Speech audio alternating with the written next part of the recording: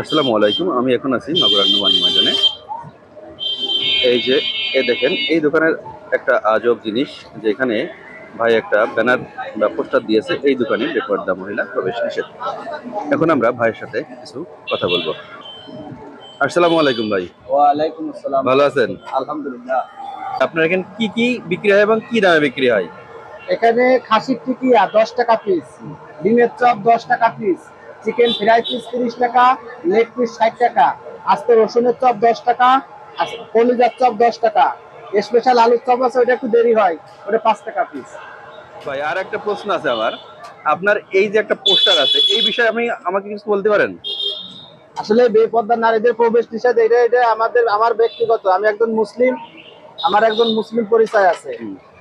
এখন বর্তমান পরিবেশে যা দেখা যায়, বেশিরভাগই হলো গিয়ে মানে কাপড় পরা অবস্থায় উলঙ্গ, হুম।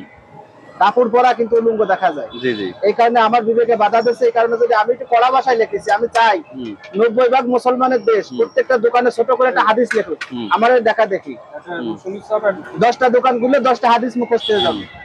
এটা আমি প্রত্যেকটা মুসলমান দোকানদার ভাইদেরকে উদ্দেশ্য করে বলতেছি। হুম। এটা শিক্ষানীয় বিষয়, প্রত্যেকটা মুসলমানের একটা শিক্ষানীয় বিষয়। আমাদের একটা পরিচয় আছে মুসলিম, জি। আমাদের একটা ডকুমেন্টস থাকতে হবে মুসলিম।